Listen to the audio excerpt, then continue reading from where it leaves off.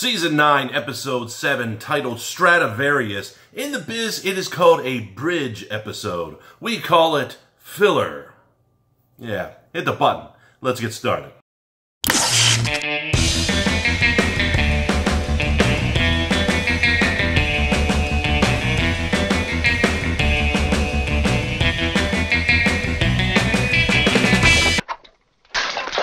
Hey there, hi there, ho there, Andrew here, the horror host of Generations X, Y, and Z, inside Davis Manor, where we find humor and horror. And if this is the first time that you're stopping by, this is where I share my love of horror and entertainment. I review TV shows, movies, I talk about my time in the haunt industry. So if that sounds interesting, make sure you hit that subscribe button before the end of the video. Now, before I break down the episode called Stradivarius here for Walker Wednesdays, I would like to go ahead and thank the patrons of the channel, because they are the reason why these videos are getting produced. So if you want to be a part of the channel by voting on future projects, help be a part of the creative process, get behind the scenes access with me, or if you just like the channel and my face and enjoy being rewarded with merchandise, then check out the Patreon page by clicking the link above, and there's also links at the end of the video and in the description box below. Definitely make sure you check out that link, because we are currently at 96% of this goal, and the next goal is where the patrons and myself create the next slasher villain. So who knows, your pledge could be the one that puts us over. Now, getting into the episode Stradivarius, we have realized that The Walking Dead established Judith Grimes will be the only Grimes family member that we follow on this show.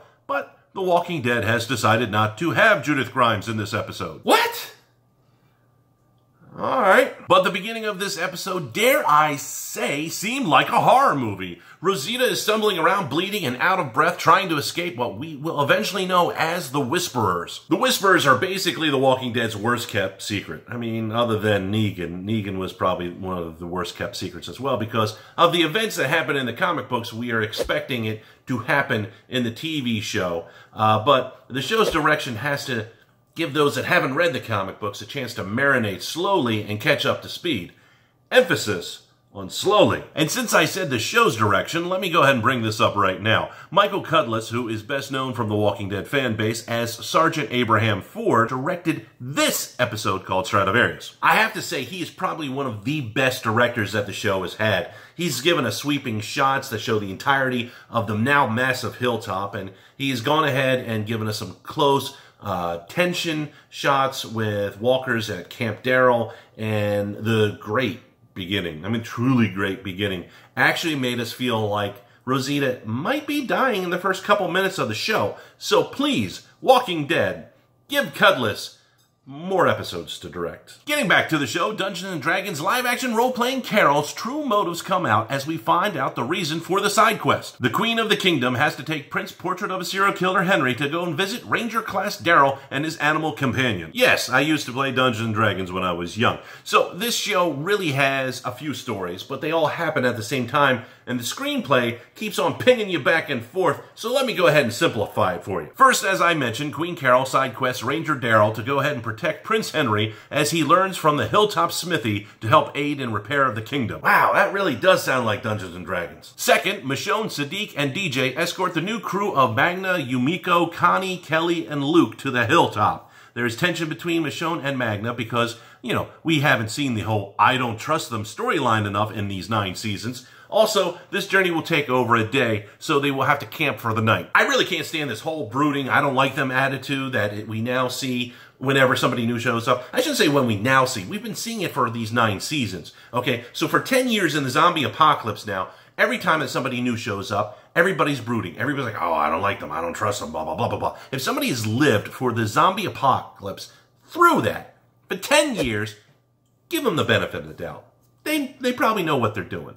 They might be somewhat capable. I don't know so much about this group, though, thinking about how we've seen them all have to be rescued by Judith Grimes, you know, trick shooting from the woods. At any rate, speed up the story just a little bit. You know, we don't need to see that storyline again. Do we? Do we really? And speaking of speed, how long does it take to get from Alexandria to Hilltop, back and forth? You know, Maggie with Diane was going to go via horseback from Hilltop to Alexandria to go and kill Negan. Didn't seem like it was going to take a day or a day or two. You know, they weren't going to camp at night. So why is this group having to go and camp in the middle of the night to get from Alexandria to Hilltop? it doesn't seem right. And the third story is Hilltop in itself. You see, Tara has put the super in supervisor and is second in charge, so who is in charge? It's not Maggie, no. She's apparently hanging out with Georgie, aka the love child of John Denver and Elton John, whom I call Elton Denver, and that means that she, Maggie, is at the Commonwealth with Herschel. And I'd like to state for the record that my original prediction was for Rick and Maggie to be written off by Rick possibly getting mortally wounded, and Maggie would fly him to the Commonwealth via helicopter with Judith and Herschel in tow. Rick left wounded, maybe mortally wounded, in a helicopter. Maggie is in the Commonwealth with Herschel. That's pretty impressive if you ask me. For somebody that does not have any ins on the show, I'd like to say that I did pretty well in that. But those that know me on a personal level know that I have about an 85% accuracy when it comes to predicting what happens in movies and TV shows, especially when I watch the trailer.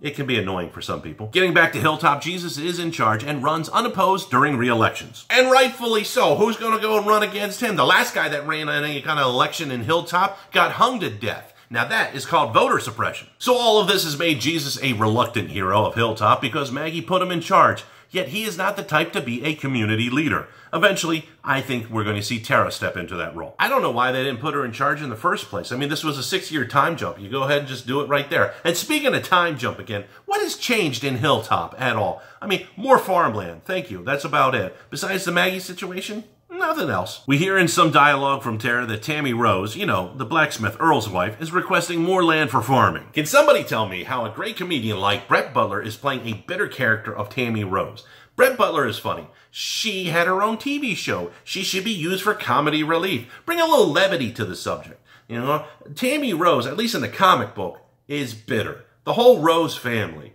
You got Morton Rose and you got Brandon Rose. All of them stink on ice. She's not apparently in the Rose family here. She's married to Earl Sutton instead, so she's Tammy Rose Sutton. So I don't know if any of her storyline is going to be going back and forth from the comic book or not, but she was a thorn in Maggie's side. But Maggie's not around anymore, so it doesn't really matter. You know, and Earl and Tammy Rose don't have Brandon as a son. They had the pivotal, so important character of Ken, who we just got to know before we killed him off in Season 9's premiere. That was his name, right, Ken? Anyways, enough about that. Getting back to the show, we see Doc McSufferin, you know, Enid. She needs some more medicinal herbs in the garden. Yeah, I'm thinking I need a few more herbs in my garden, if you know what I'm talking about, Enid. Anyways, in this 6-year time jump, nothing else is going on. I mean, Diane and Cal are still there. They're training the Hilltoppers. Is that the name? I'm just going to call them Toppers from now. The Kingdomers are Dummers and the Hilltoppers are Toppers. Dummers and Toppers. Anyways, so nothing has changed between Diane and Cal at all. We don't see them. But, oh, Alden, the savior with the heart of gold, he's still going out on scavenger hunts looking for scraps. So, yeah, he's always wanted to be the next Glenn, so congratulations on that. But is there any real character development in this episode? Well, we find out that Daryl originally was living out in the woods because he was trying to find Rick. Or at least some remnants of Rick.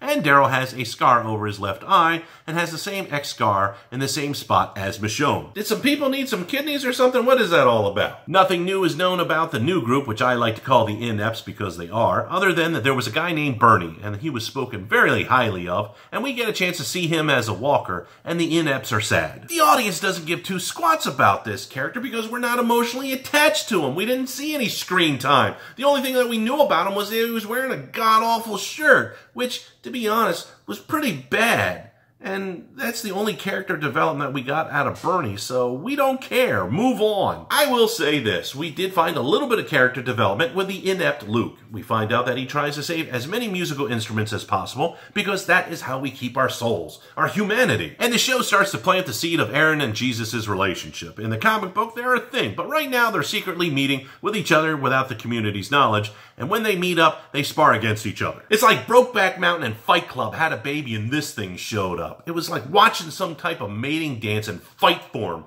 Weird. And the only thing that really comes out of that is the two find a passed out Rosita minus Eugene and take her back to Hilltop. Portrait of a Serial Killer Henry does bond with Daryl a bit after a Walker interaction almost kills them both, and Carol looks from afar in the shadows with her bow at the ready. Seriously, if there is anyone that is closest to being Batman without being Batman, It's Carol. The episode ends with the Queen, the Ranger, the Prince, and the dog getting to Hilltop, and everyone finds out about Rosita and a missing Eugene. So Daryl, Aaron, and Jesus ride off to find Eugene, and I love the fact that Daryl calls his dog Dog. It reminds me of Kratos in the game of God of War calling his son Boy. Let the memes commence. And that brings us to the question of the day, which is, do you feel that you are being spoon-fed this script and things should be moving a little bit quicker? Go ahead, leave a comment down below. I'd love to hear your thoughts, and that way we can go ahead and interact with each other in the comments down below. Now, if you have not hit that subscribe button yet, make sure you go ahead and hit it. That way you don't miss out on any of the awesome content that I put up, and also click that bell icon so you can be part of the notification squad, because it does work for some people, and that way you get notified the moment that I upload. And I will see you in the next video.